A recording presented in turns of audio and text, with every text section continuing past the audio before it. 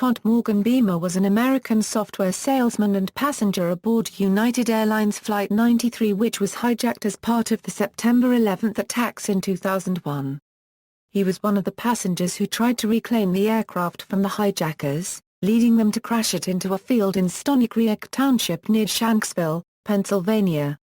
Biography: Beamer was born in Flint, Michigan, to David Beamer, an IBM sales representative, and Peggy Jackson Beamer, a muralist, the middle child of three and only son.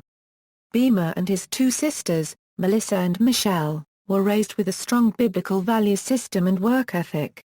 The family relocated to Poughkeepsie, New York, and then to Wheaton, Illinois, a suburb west of Chicago, where David worked at Amdahl, a computer technology company.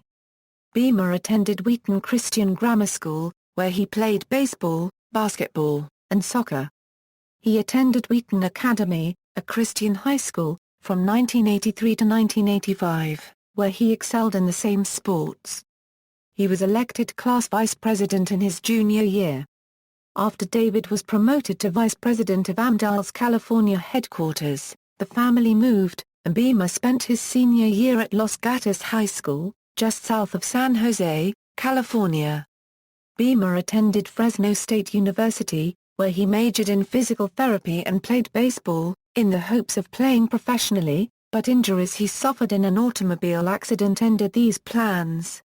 He returned home to Illinois and transferred to Wheaton College, a Christian university, where he met Lisa Brosas, his future wife, during a senior seminar class.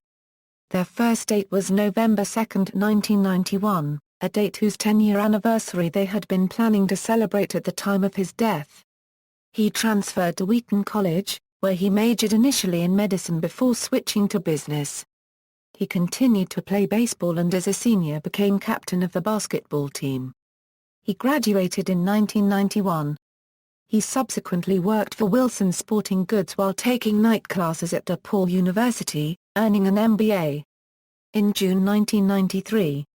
After graduating, Beamer married Brosas on May 14, 1994 in Peekskill, New York, and they moved to Plainsboro, New Jersey, where Beamer began working with Oracle Corporation, selling systems applications and database software as a field marketing representative. Within months, Beamer was promoted to account manager. Beamer and Lisa taught Sunday school at Princeton Alliance Church for 6 years, and worked in youth ministry. Beamer also played on the church softball team. He was a staunch fan of the Chicago Cubs, Chicago Bulls and Chicago Bears. In 2000 the Beamers moved to Cranbury, New Jersey with their two sons. Flight 93 . Beamer's work forced him to travel up to 4 times a month, sometimes for as long as a week. In 2001, he earned a 5-day trip to Italy with his wife for being a top sales performer. They returned home on Monday, September 10, at 5 p.m. While Beamer could have left that night for a Tuesday business meeting in California, he opted instead to spend time with his family. His wife was due the following January with their third child. He left home at 6:15 a.m. the next morning, to take an early flight from Newark to San Francisco to meet with representatives of the Sony Corporation at 1 p.m., planning to return on a red-eye flight that night. United Flight 93 was scheduled to depart at 8 a.m., but the Boeing 757 did not depart until 42 minutes later due to runway traffic delays. 6 minutes later, American Airlines Flight 11 crashed into the World Trade Center's North Tower.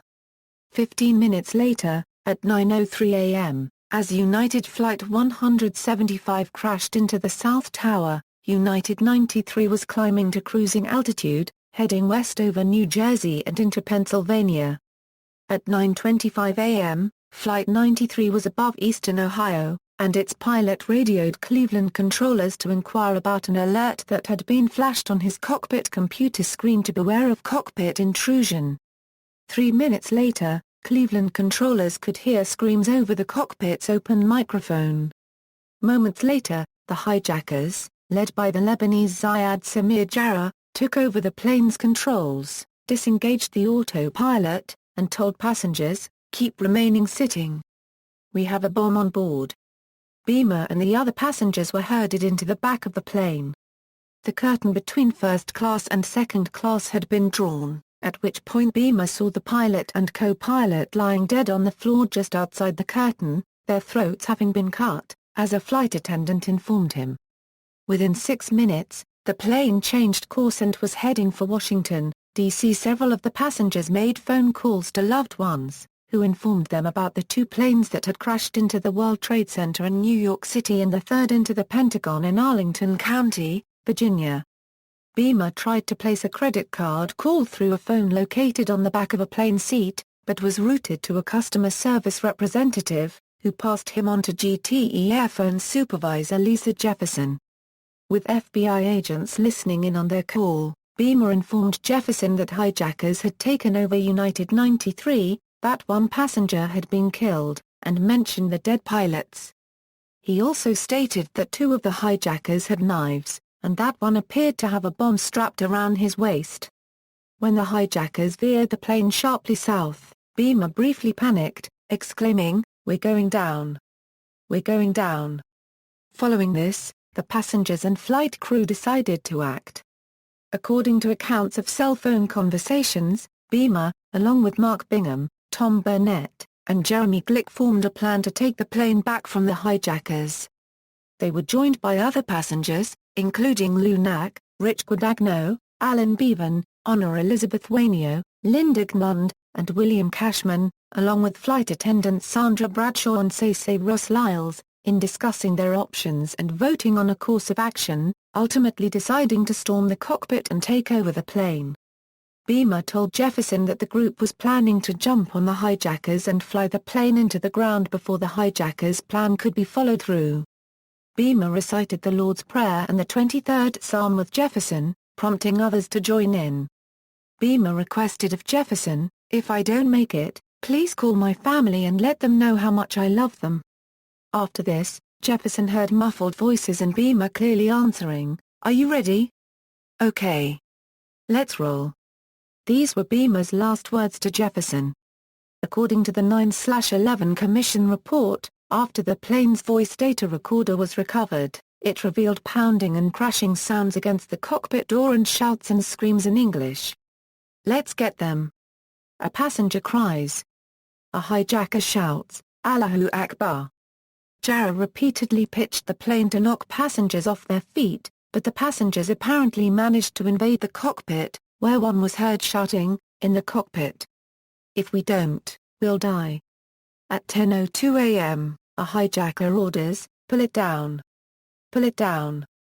The 9/11 Commission later reported that the plane's control wheel was turned hard to the right, causing it to roll on its back and plow into an empty field in Shanksville, Pennsylvania at 580 miles an hour, killing everyone on board.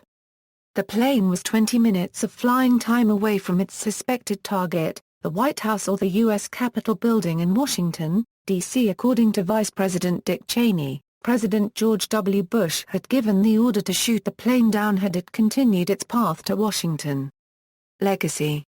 Beamer was survived by his wife, Lisa, and their sons, David and Andrew, who were 3 and 1 at the time of Beamer's death. In an address to a joint session of Congress and the American people on September 20, 2001, which Lisa Beamer attended, President Bush praised the courage of United 93's passengers, naming Beamer in particular, whom he called an exceptional man. In a November 8 address from the World Congress Center in Atlanta, Georgia, Bush repeated Beamer's last heard words, saying, "Some of our greatest moments have been acts of courage for which no one could have been prepared. But we have our marching orders. My fellow Americans, let's roll." Beamer's posthumous daughter, Morgan K., was born January 9, 2002, 4 months after Beamer's death. President and First Lady Laura Bush were among those who sent letters to Morgan upon her birth. A non-profit foundation was founded in October 2001 to counsel traumatized children of 9/11 victims and survivors. Beamer's best friend, Doug McMillan, quit his job to become the administrator of the foundation. In 2002, Beamer's widow, Lisa, wrote a book with co-author Ken Abraham, Let's Roll. Ordinary People, Extraordinary Courage. In 2002, the passengers of Flight 93, including Beamer, were posthumously awarded the Arthur Ashe Courage Award.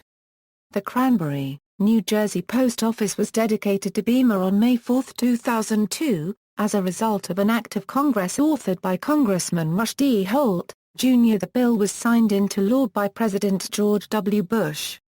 In 2003, Wheaton College honored Beamer, an alumnus, by opening the Todd M. Beamer Center, which encompasses Anderson Commons, Correa Alumni Gym and the Student Center located on the lower level.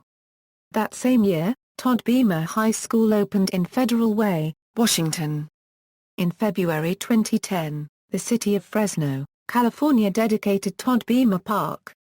At the National 9/11 Memorial, Beamer and the other passengers and crew of Flight 93 are memorialized at the South Pool, on Panel S68.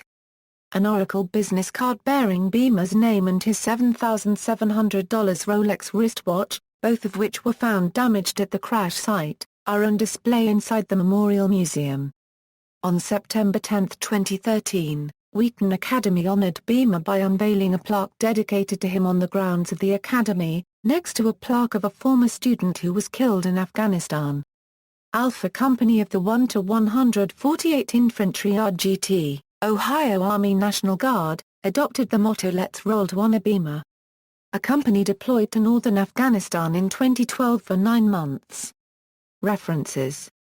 External links. Photos of the Cranbury Post Office dedication, Todd Beamer at Find a Grave.